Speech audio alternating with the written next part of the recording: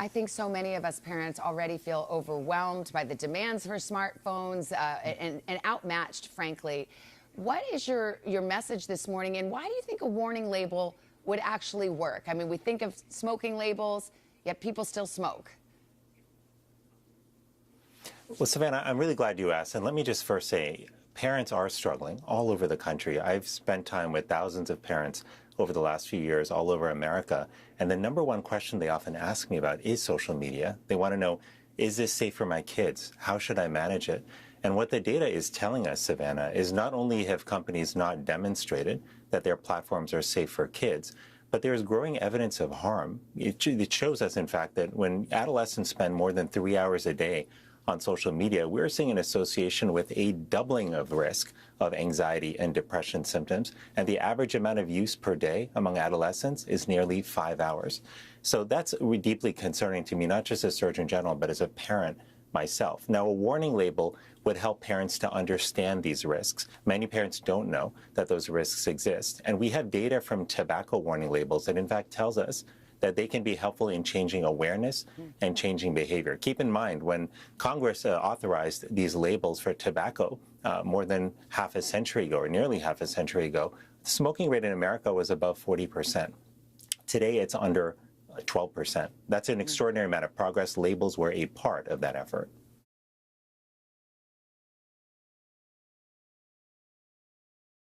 Some social media platforms have taken steps. Could they do much more, in your opinion? They could do much more, Savannah. And what has happened over the last nearly 2 decades that social media has been around is truly unconscionable when it comes to the health of our kids. We have allowed these platforms to exist, to evolve, to proliferate, to really occupy so much space in our children's lives. And our kids themselves are telling us about the mental health impact. You know, I just finished a college tour where I spent time with young people all around our country, and they brought up social media in every engagement we had, talking about how it makes them feel worse about their body image, how it makes them feel worse about their lives as they're constantly comparing themselves to others. But here's the thing, Savannah, many of them say that they can't get off it because the platforms are often designed to maximize how much time our kids are spending on them, and despite the fact that many of them are experiencing harm.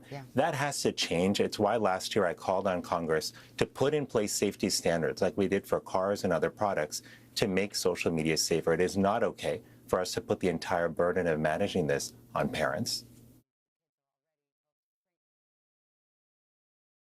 When do you think is the right age to give a smartphone, and when is the right age to allow social media? Well, here's how we're approaching it for our kids. My kids are young, and we're starting to have these discussions actually among parents in our school as well. But I would delay the use of social media for kids until at least after middle school. I would also, if your children are on social media, I would create tech-free zones in their day to protect sleep, in-person interaction, and physical activity. That could look like not allowing technology at the dinner table when you're eating together. It could look like taking technology away 1 hour before bedtime and then giving it back to kids in the morning.